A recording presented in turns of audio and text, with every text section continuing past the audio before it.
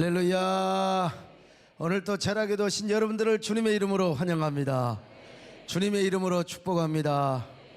여러분, 이제 어디를 보아도 봄꽃이 만개하여 산천초목이 푸르러 가고 있습니다.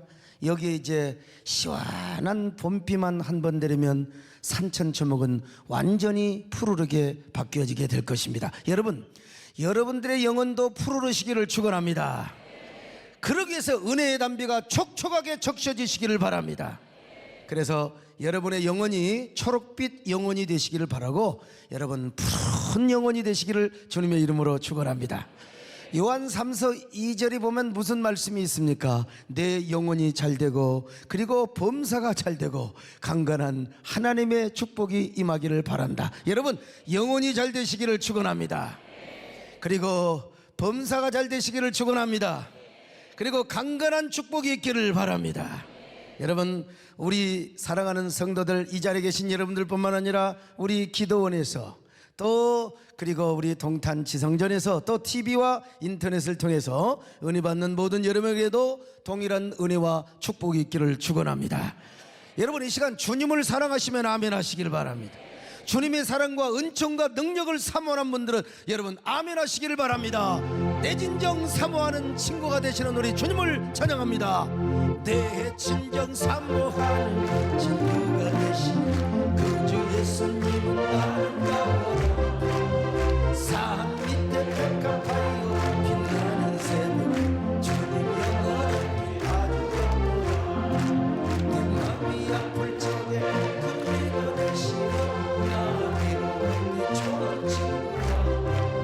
주는 저산 밑에 백합 빛나는 새벽 이 땅 위에 내 맘에 모든 염려, 내 맘에 모든 염려, 이 세상 거라 주님 항상 같이 알아주시고 시험을 당할 때에 악마의 길을 즉시 물리치 살아게 계시고 온 세상 날 버려도 주 예수 안 버려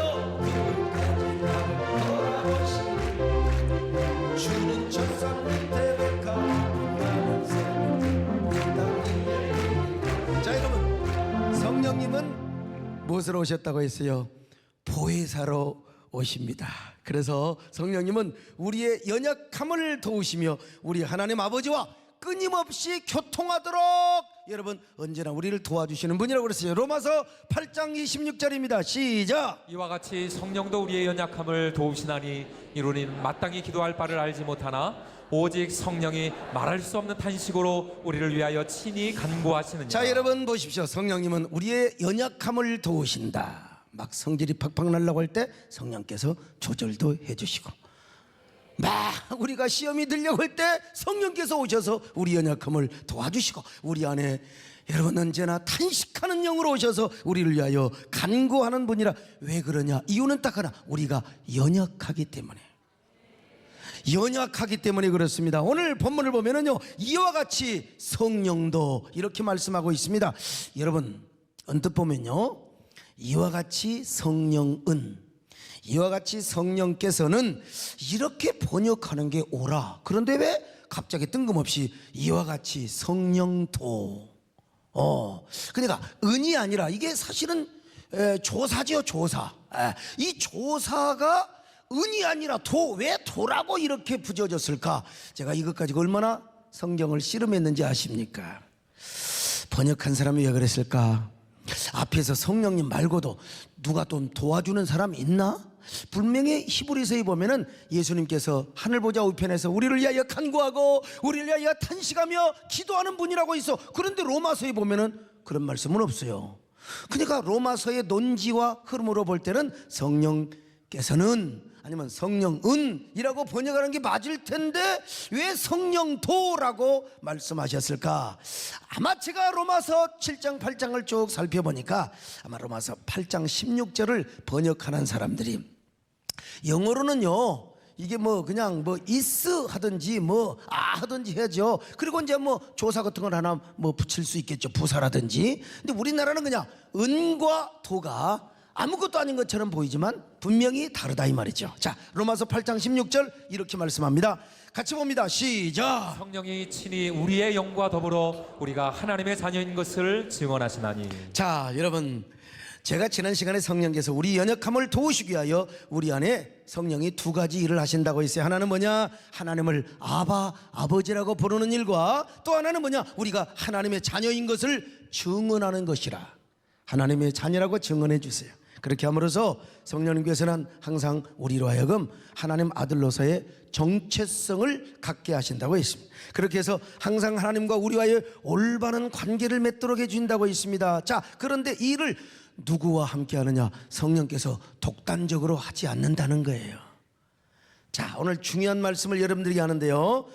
누구와 함께 하느냐? 우리의 영과 더불어서.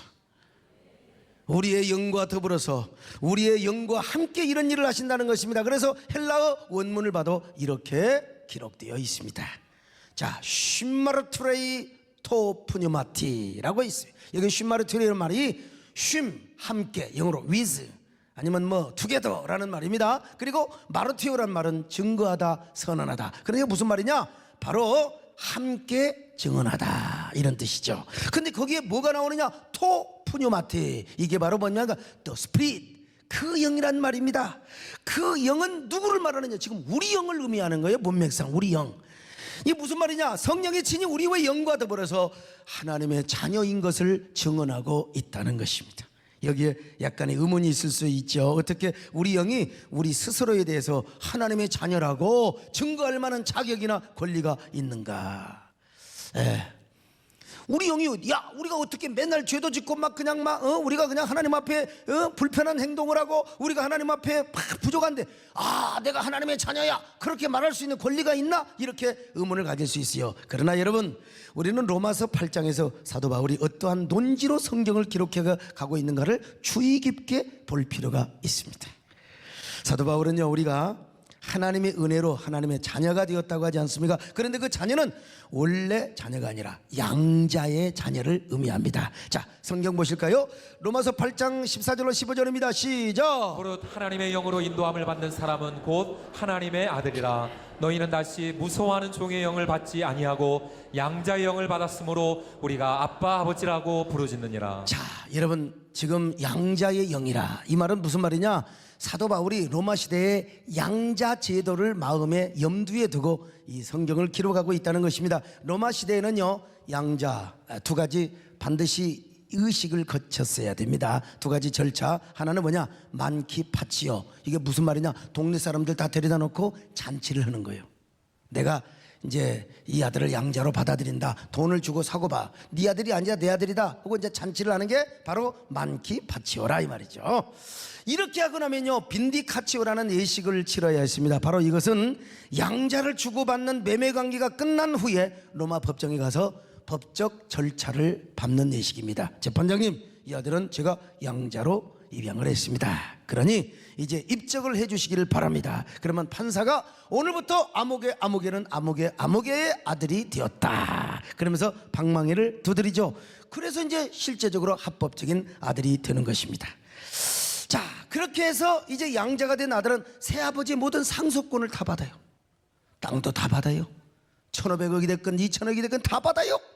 나도 이런 아버지 좀 맞았으면 참 좋았을 텐데. 아무튼 그래서 사도 바울도 이렇게 말씀하고 있습니다. 로마서 8장 17절을 같이 봅니다. 시작. 자녀이면 또한 상속자 곧 하나님의 상속자요 그리스도와 함께한 상속자니. 여러분 보세요. 우리는 이제 양자 제도를 통하여 하나님이 우리에게 바울을 통하여 뭐라고 말하냐? 하나님의 모든 상속이 바로 그리스도와 함께 우리의 것이라는 사실을 믿으시기를 바랍니다. 우리는 종의 영을 받지 아니하고 양자의 영을 받았습니다. 그러므로 여러분은 하나님의 자녀답게 사시기를 바랍니다. 하나님의 상속자답게 사시기를 축원합니다. 나의 영원하신 생명보다 귀하다. 나의 갈 길 나가보러 나와 동행하소서. 주께로 가까이 주께로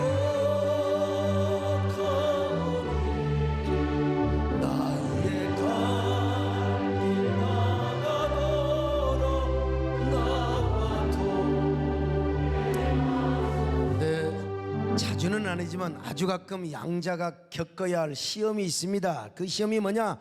많게 파치요. 돈 주고 사고 받는 예식은 다 했는데 갑자기 새아버지가 심장마비에 걸려 죽어버렸어요. 근데 그 새아버지가 가난하면 괜찮아. 돈이 1,500억, 2,000억이 있어요. 그러면 이제 친척들이 뭐라고 하냐면요, 뭐라고 하냐면 재판장 앞에 가서 저 새끼 거짓말이라고, 절대로 많게 파치요 예식을 안 했다고 그래 버리면 아들이 될 수가 없습니다. 그 많은 재산을 차지할 수가 없어요. 그때 어떻게 하느냐? 1차 만키 파치오라고 하는 입양잔치 예식에 참여한 사람들 가운데 한 명만 가서 증언을 해줘도 입적이 됩니다. 한 명만. 그런데 2명이 가서 이야기하면 완벽한 증언이 돼버려. 더 이상 말할 것이 없다 이 말이죠. 그러면 반드시 양자는 새 아버지의 아들로서 인정을 받게 되는 것이라 이 말이죠. 바로 사도 바울이 이러한 논지로 로마서 8장을 기록하고 있다는 것입니다. 그렇게 우리가 하나님의 자녀라는 증언을 자신 안에서 막 하는 거예요. 야, 그래도 네가 하나님 아들이야. 너는 하나님의 자녀야. 그런데도 여러분, 우리가 자신이 없잖아. 이때 성령께서 오셔서 뭐라고 얘기하느냐? 맞아, 네 말이 맞아. 네 말이 맞아. 너는 하나님의 자녀야. 너는 하나님의 딸이야. 너는 하나님의 자녀란 말이다. 이 말씀을 지금 로마서 8장 16절에 하고 있어요. 자, 같이 봅니다. 시작. 성령이 친히 우리의 영과 더불어 우리가 하나님의 자녀인 것을 증언하시나니. 기가 막혀. 다시 한번 읽어봅시다. 자, 시작. 성령이 친히 우리의 영과 더불어 우리가 하나님의 자녀인 것을 증언하시나니. 여러분, 이 말이 무슨 말이냐? 쉽게 말하면 이렇게 설명할 수 있습니다. 우리가 분명히 예수 믿고 한번 거듭났으면 평생 하나님의 자녀인 것이 분명해요. 근데 우리가 연약할 때, 죄 짓고 우리가 시험 들 때, 야, 내가 이래도 하나님 자녀인가, 이래도 내가 집사고 목사고 장로인가, 스스로 이렇게 헷갈릴 때가 있어요. 예, 왜 그러냐? 첫 번째, 나의 과거 생활. 두 번째, 현재의 경건 생활과 성화 생활에 전혀 발전이 없을 때, 그런 생각이 들 때가 있죠. 내가 분명히 하나님의 뜻대로 살고 성화의 삶을 살려고 하는데 옛사람의 죄성과 옛사람의 소욕이 나를 무너지게 한다 이 말이에요. 나를 실족하게 한다 이 말이죠. 자, 그러면 내가 자신이 없어요. 자신이 없어. 내가 이래도 하나님 자녀인가? 난 도대체 언제까지 나는 이렇게 살아야 된단 말인가? 왜 나는 이렇게 넘어지고 자빠지고 실족한단 말인가? 예? 자, 그러면서 우리 스스로 뭐냐?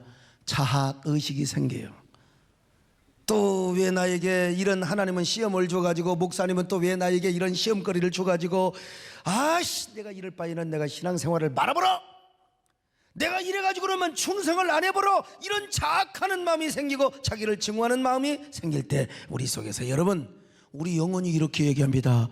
야, 그래도 네가 그렇게 넘어지고 쓰러지고 아무리 죄를 짓고 실족하고 넘어져도 네가 하나님 자녀인 것만은 맞아. 그러니까 실망하면 안 돼. 이럴수록 하나님을 붙잡아야 돼. 네가 깨져야 돼. 네가 자빠져야 돼. 뻔뻔하게. 그러니까 하나님 앞에 나가서 하나님을 아버지라고 불러야 돼. 여러분, 우리 속에 있는 속사람, 우리 속에 있는 영혼이, 우리 속에 있는 영혼이 우리한테 막 자기 확신을 주는 겁니다. 자기 확신. 여러분, 기도할 때 기도가 잘 안 되면 막 그렇잖아요. 주여, 아버지 하다가 주여, 뼈시 그냥 믿습니다 해도 돼. 근데 또 안 믿어지면 주여, 뼈시 합니다. 이게 뭐냐면 자기 확신이야. 자기 확신. 그래서 이것이야말로 자신의 정체성을 굳게 해주고 자기가 생각하고 믿는 말을 스스로 확신 찍어주는 자기 확신. 우리 안에 있는 영혼이 우리를 향하여 너는 하나님을 바라라. 다윗도 그런 시를 썼잖아요. 너는 하나님을 바라라. 너는 하나님의 자녀다. 하나님은 너를 버리지 않는다.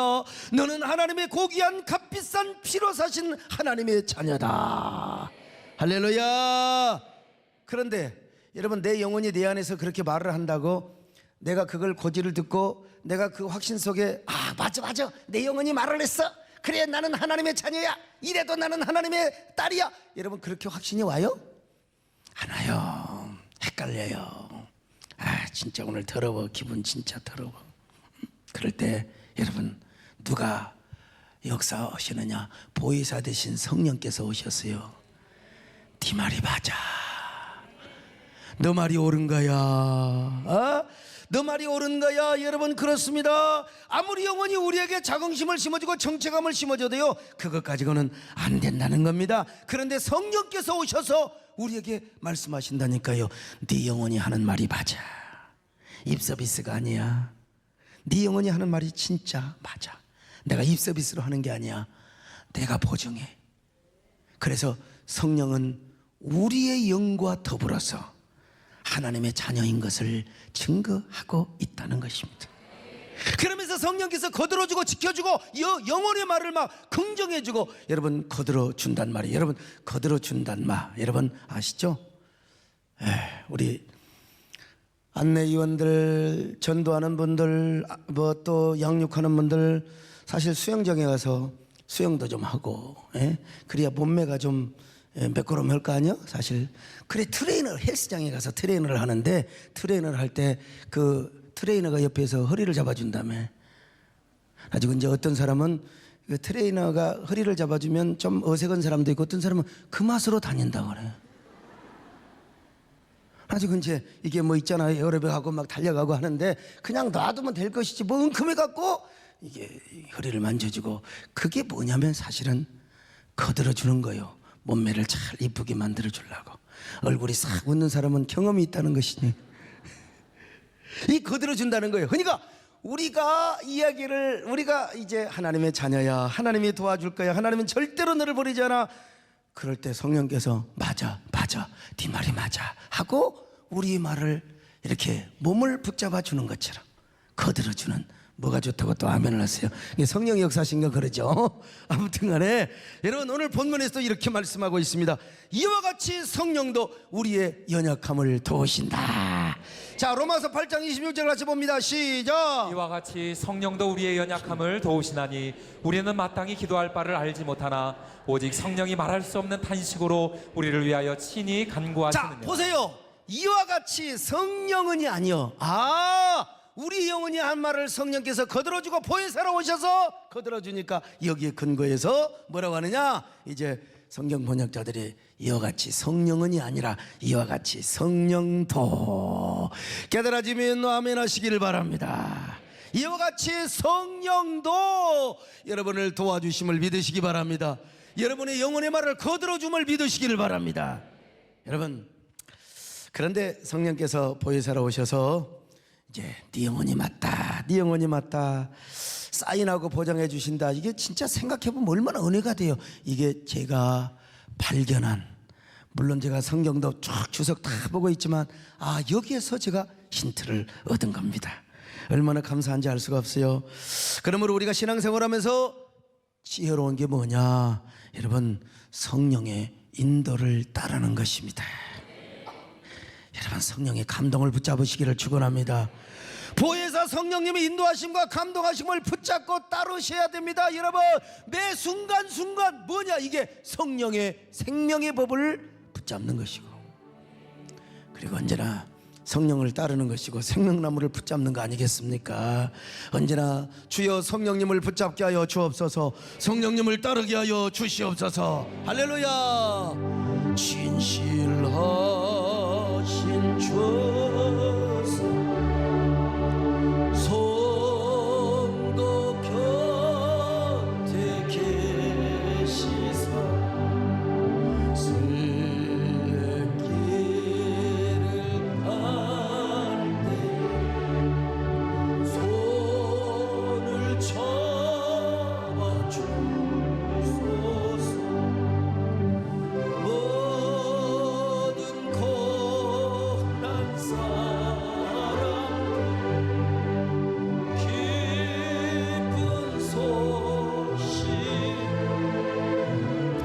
성령 말씀하기를, 성령 말씀하니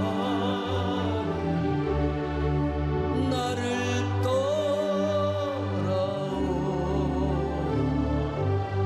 자, 여러분, 이 말씀을 이해하셔야 되는데요.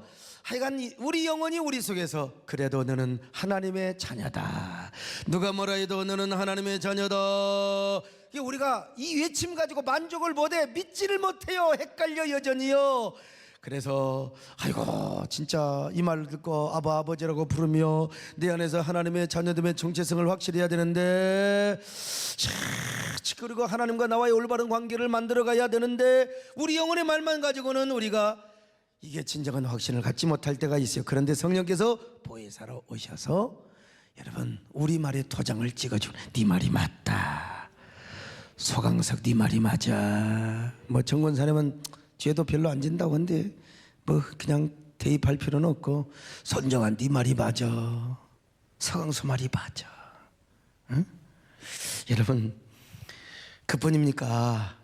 아예 성령께서 우리 안에 스스로 말씀하세요. 뭐라고 그러냐? 오늘 성경에 보니까 성령이 친히라고 말씀하잖아요. 우리의 영과 더불어도 말씀하시면, 그보다 중요한 것은 뭐냐? 성령 자신이 우리가 하나님의 자녀인 것을 증거하신다. 그러니까 우리가 하나마나 뭐 그건 두 번째요. 이제는 그래, 내 영혼의 말이 맞아, 내가 친히 증언한다, 너에게 확실히 보증한다. 네가 말을 하건 안 하건 그건 두 번째야. 너는 하나님의 아들이다. 누가 뭐라 해도 너는 하나님의 아들이야. 야, 내가 보증해. 하나님이 그러셨어. 그리고 하나님과 너와의 관계를 내가 아름답게 관계한 이 아름다운 관계로 만드는 그런 역할을 내가 하는 거야. 그러면서 성령께서 우리 안에서 외치고 막 선포하는 것입니다. 야, 서목사야, 권영가나, 누가 뭐라 해도 너는 하나님의 아들이다. 내가 어떤 죄를 짓고 어떤 자리에 실족했다 할지라도 너는 하나님의 자녀다. 그렇다고 성질을 함부로 내면 안 되고, 아무튼 그러면서 우리 안에 이렇게 외치고 노래를 부르시는 거예요. 여러분요, 힘들고 지쳐 방황하는 일어날 힘 전혀 없을 때에 조용히 다가와 손잡아 주시며 나에게 말씀하시니, 나에게 실망하며 내 자신 연약해 고통 속에 눈물 흘릴 때 못자 없는 그 속에 눈물 닦아주시니 나에게 말씀하시니, 너는 내 아들이라, 너는 내 아들이라. 오늘날 내가 너를 낳았도다. 너는 내 아들이라. 나의 사랑하는 내 아들이라. 너는 내 아들이라. 너는 내 아들이라. 오늘날 내가 너를 낳았도다. 너는 내 아들이라. 나의 사랑하는. 왜 성령께서 이렇게 하시느냐? 이유는 뭐냐? 우리의 연약함을 도우시기 위해서. 그러므로 우리가 여기서 먼저 깨달아야 할 것은 뭐냐? 여러분, 먼저 우리가 인정해야 돼. 우리는 연약하다. 어떤 사람은 자기가 대단한 사람인 줄 압니다. 자기 의가 강하면 그래요. 자기 의가 강하면 내가 대단한 사람인 줄 압니다. 자기 신념, 자기가 끝까지 옳다고 우겨요. 우리 지금 교단도 그래서 지금 난리가 난 거예요. 자기 신념이 강하고 자기 의지가 강하고 자기 의가 확고하다고 생각하는 사람이 있습니다. 여러분, 천만의 말씀, 성경은 뭐라고 말합니까? 우리를 질그릇이라고 표현해. 질그릇은 뭐예요? 질그릇이 잘 깨져요, 안 깨져요? 질그릇은 그냥 깨져버려, 그냥 박살나버려요. 아무리 뭐 잘 보관해도요, 아무리 질그릇이 잘해도 여러분 놀 때도 잘못 넣으면 그냥 그대로 깨져버립니다. 야구 빵맹이로 술 먹고 그냥 성질 난다고 때려버리면 그냥, 내가 어릴 때 보니까 바사가리 다 돼버리더라고 그냥. 근데 왜 사람들이 질그릇을 잘 다룬 줄 아세요? 빈 그릇은 그냥 적당히 하는데 그 속에 간장이 있고 된장이 있으면 아주 조심스럽게 잘 다룹니다. 김치가 들어있으면 조심스럽게 잘 달아요. 세상에 우리도 마찬가지입니다. 우리가 너무나 연약한 존재이지만요, 우리 안에 예수 그리스도를 붙잡고요, 예수 그리스도라고 하는 보혜사 성령님의 보배를 우리 속에 잘 간직하면요, 여러분 질그릇 잘 깨지지 않습니다. 할렐루야. 그런데 우리 안에 있는 예수님의 은혜, 우리 안에 있는 그 성령님의 은혜를 잘 간직하고 보고해야지, 뭐 질그릇이 대단한 것처럼 자기 의를 자랑하고 자기 신념과 자기 의지를 따라 사는 사람이 있습니다. 여러분, 이런 사람 나중에 작살납니다. 작살나요. 여러분, 그러니까 우리는요, 질그릇이다. 한번 따라합시다. 우리는 질그릇이다. 질그릇처럼 약한 존재다. 약한 존재다. 그래서 우리가 누구를 따라야 되느냐? 성령님을 안 따르면 안 돼요. 순간순간 성령님을 따라야 됩니다. 순간순간 생명나무를 선택해야 됩니다. 내가 옳은 것처럼 보이지, 다 내가 그 한 번 의롭게 한 사람은 끝까지 내 똥이 굵어요. 내 담화가 커요. 끝까지. 이런 사람 작살납니다. 내가 왜 그런가? 왜 이렇게 힘든지 몰라? 왜 그래요? 이 질그릇인데 우리 속에 하나님의 은혜를 잘 담고 있으면, 아이고, 내 속에 내 잘못 때문에, 내 은행 심사 때문에, 내 이놈의 성질 때문에 또 아이고 질그릇 깨질까 싶어. 이렇게 살아가야 돼요. 여러분요, 오늘 성경을 보면요, 절대로 성령님은 우리의 연약함을 면제시켜 준다고 하네요. 우리 연약함을 없애준다고 하네요. 우리 성령께서는 우리 연약함을 인정하라는 거예요. 인정해야 내가 연약함을 도와준다는 거예요. 도와줘요. 그러므로 성령님의 전공은 뭐냐? 우리 연약함을 도와주는 거예요. 우리 연약함을 도와주는 거예요. 자, 로마서 8장 20절 다시 봅니다. 시작. 이와 같이 성령도 우리의 연약함을 도우시나니 우리는 마땅히 기도할 바를 알지 못하나 오직 성령이 말할 수 없는 탄식으로 우리를 위하여 친히 간구하시느니라. 그러니까 우리가 성령님의 도움을 받기 위해서 첫 번째 조건은 뭐냐? 여러분, 연약함을 인정해야 돼. 우리는 질그릇이다. 우리는 질그릇이다. 질그릇 속에 은혜가 있고 성령님의 보혜사의 은총을 담아내야 돼요. 그러니까 우리는 항상 하나님 앞에 기도할 때마다 나는 연약합니다. 죄인입니다. 하나님, 나는 연약합니다. 그러면서 성령께 도와달라고 해야 돼요. 성령께서 그럴 때 우리를 붙잡아 주실 줄로 믿습니다. 여러분, 이런 사람이 쓰임 받는 거지요. 자기 의를 자랑하고 자기 지혜와 자신의 의지와 신념을 끝까지 고집 피우고 앞세우는 사람은요, 절대로 하나님 앞에 쓰임 받을 수가 없습니다. 여러분, 이 사람 깨집니다.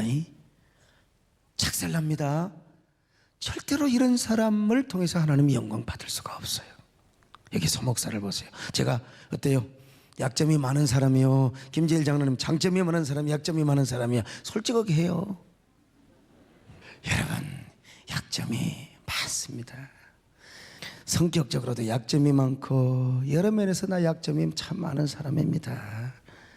제가 뭐 스마트하고, 요즘은 진짜 우리 집사람이 그러더라고. 목사님이 요즘 저 건망증 기억력 떨어지다는 소리 하지 말라고 막 사람들이 목사님 다 우리 목사님 속인다고. 여러분, 그래서 제 방에는 다 녹음기도 있고 CCTV도 있고 다 그래요. 걱정하지 마세요.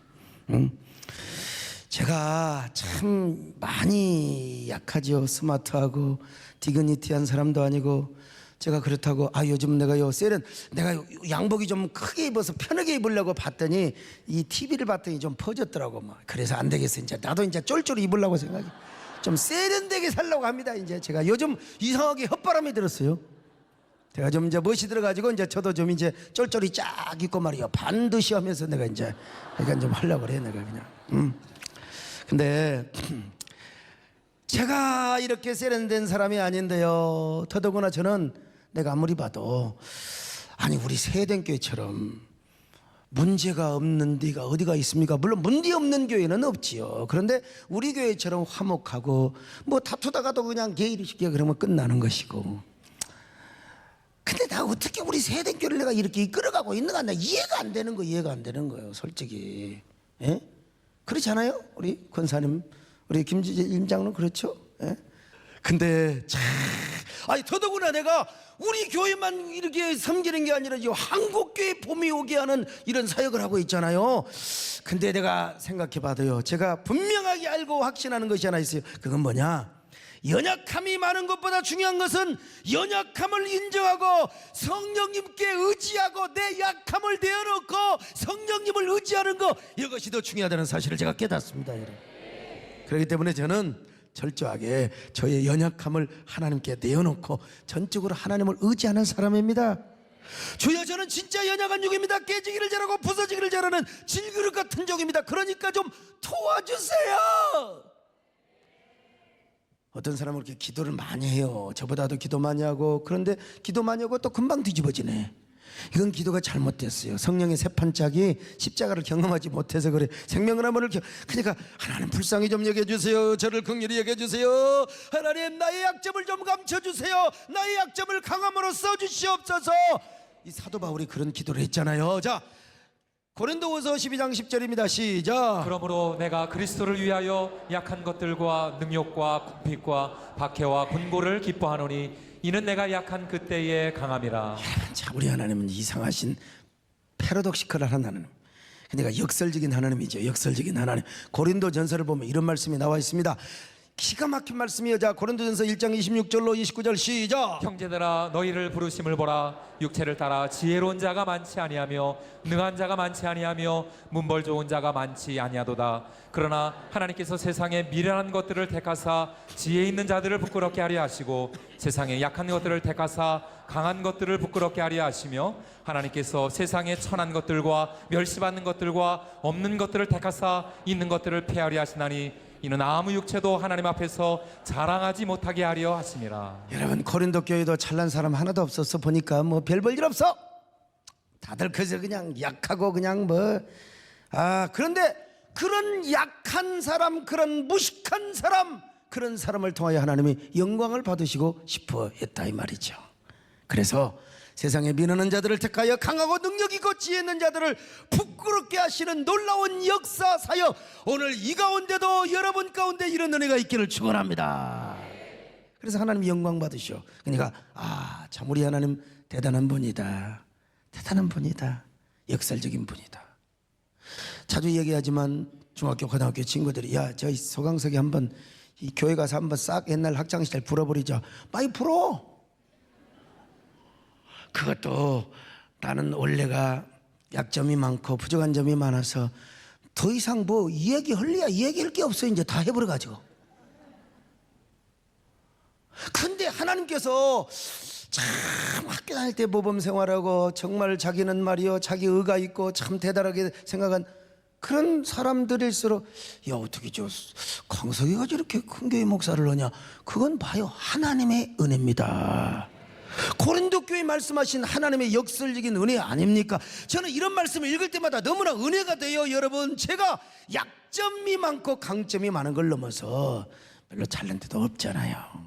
이사야 선지자의 말씀을 한번 봅시다. 이사야 60장 21절로 22절 같이 봅니다. 시작. 내 백성이 다 의롭게 되어 영원히 땅을 차지하리니 그들은 내가 심은 가지요 내가 손으로 만든 것으로서 나의 영광을 나타낼 것인즉 그 작은 자가 천명을 이루겠고 그 약한 자가 강국을 이룰 것이라. 때가 되면 나 여호와가 속히 이루리라. 작은 자가 천을 이루고 약한 자가 강국을 이루리라. 여러분요, 오늘 저같이 연약한 자를 통해서 하나님은 수천을 넘어서 수만을 이루게 하여 주셨고, 저 같은 약한 자를 통하여 하나님의 나라 킹덤 빌더가 되어서 우리 대한민국 안에 하나님 나라를 견고하게 하고 한국교회 봄날이 오도록 일조하는 종이 되었으니, 여러분, 이만하면 역설적인 하나님이시죠. 약한 자에게 강함을 주시는 하나님이시죠. 그러니까 뭐예요? 여러분, 진짜 쓰임 받으려면 약함을 자랑하셔야 돼요. 그렇다고 막 약점을 까발리고 다니란 말이 아니라 하나님 앞에 약점을 인정하고 자랑해야 돼요. 그러면 하나님이 우리를 도와주시는 근거가 되는 거예요. 성령께서 우리를 도와주시는 근거가 되는 거예요. 우리가 약함을 자랑하고 기뻐해야 성령께서 철저하게 도와주세요. 그리고 우리가 비로소 하나님께 영광을 돌릴 수가 있는 겁니다. 사람들 앞에서 약점을 까발리고 다니란 말이 아니요. 사업하면서, 여러분, 정치하면서 하나님께 엎드려서 자기 약함을 인정하고 자기 약함을 자랑하라 이 말이요. 저는 예수 믿고 나서부터 화투짝을 한번 만져본 적이 없어요. 고스톱이 뭔지, 치코땡이 뭔지, 바둑이나 장기도 몰라. 기껏 알아봤자 오목인데, 오목도 누구한테 배웠느냐? 우리 차남 배영수한테 배웠어요. 공부 가르치다가 오목을 그렇게 배운 거예요. 저는 한 번 빠지면요 그냥 빠진 사람입니다. 근데도 키가 작아서 춤도 안 췄겠지만 춤도 춰본 적도 없고 술집에 가본 적도 없고 제주도 여행 가서 집사람한테 허락받고 옛날 그랜드 호텔 지하에 카바레가 있는데 뒤에서 한번 보고 왔어요. 춤을 어떻게 추는가를 다 보고는 했는데, 여러분 참 어찌 보면 인간적으로 불쌍한 사람이죠. 그러나 내가 잘하는 것이 하나 있어요. 그것은 뭐냐? 다른 것이 아니요, 약함을 하나님께 인정하는 겁니다. 그리고 또 하나가 뭔지 아세요? 성령님을 의지하는 거예요. 성령님을 의지하며 하나님께 쓰임 받으려고 몸부림치는 거예요. 그랬더니 하나님께서요 수천을 넘게 하시고 수만을 넘게 하여 주시고 약한 자를 통하여 강국을 이루게 하신다는 겁니다. 여러분, 이 얼마나 아름다운 일입니까? 얼마나 은혜로워요. 진짜 미치는 얘기요, 미치는 얘기요. 여러분 제가 보세요. 이 정도 교회 되고 이 정도 나이 되고 이제 이 정도 목회 경험 되면 여러분 다 방법이 있고 꾀가 있고, 그게 아니에요. 내가 내 약함을 인정하고 주님 앞에 하나님 나 좀 도와주세요, 하나님 나를 붙잡아 주시옵소서. 그럴 때 여러분 나이가 먹어서 가끔은 건망증이 오긴 하지만 그래도요 순간에 주는 이 동물적 감각, 난 내가 보면 정말 여러분 용서하세요. 나는 막 국회의원 해보고 시의원 도의원도 해본 적이 없지만 이 동물적 감각, 정치 감각, 판단, 순간적인 이 동물적인 감각, 그리고 하나님이 순간에 주시는 그 지혜, 어떠한 사람도 여러분 하나님이 주시는 이 지혜는 누구도 여러분 덮을 수가 없어요. 내가 약함을 내어놓고 주님 앞에 정말 성령님을 의지하니까 하나님이 순간순간 지혜를 주세요. 할렐루야. 참 얼마나, 내가 봐도 진짜 우리 하나님, 옛날 우리 권사님이 아이고 성령께서 지혜 주신다고 권사님이 그런 응답을 받으나 마나 간에 내가 이렇게 하나님을 의지하고 살아가니까 하나님께서 순간순간 지혜를 주시더라 이겁니다. 여러분 약함을 인정하시길 바랍니다. 그리고 성령님의 도우심을 의지하시기를 바랍니다. 그래서 오늘 성경은 이렇게 말씀하지 않습니까? 이와 같이 성령도 우리의 연약함을 도우시나니. 연약함을 도우시는 성령님, 우리의 약함과 우리의 모든 핸디캡을 도우사 거들어 주시고 받들어 주시는 하나님, 얼마나 좋습니까? 여러분 얼마나 좋습니까? 약할 때 강함 주시는 우리 하나님. 자, 성령께서 우리 연약함을 어떻게 도우시는가? 로마서 8장 26절 다시 한번 봅시다. 시작. 이와 같이 성령도 우리의 연약함을 도우시나니 우리는 마땅히 기도할 바를 알지 못하나 오직 성령이 말할 수 없는 탄식으로 우리를 위하여 친히 간구하시느니라. 자, 우리가 마땅히 기도할 바를 알지 못하지만 오직 성령이 말할 수 없는 탄식으로 우리 안에서 간구해 주신다는 거예요. 하나님께요. 자, 성령께서 우리 안에 도대체 어떻게 말할 수 없는 탄식을 하는가? 어떻게 그리고 우리를 위하여 어떻게 간구해 주시는가? 자, 어떻게 성령께서 우리 안에 탄식하여 주시는가? 그리고 어떻게 간구하여 주시는가? 여러분 이 참 죽여주는 말씀입니다. 어떻게 성령님이 우리 안에서 탄식하며 어떻게 간구하여 주시는가? 어떻게 우리를 도와주시는가? 죽여주는 말씀이요. 여러분 시간이 다 갔습니다. 다음 시간을 기대하시기 바랍니다.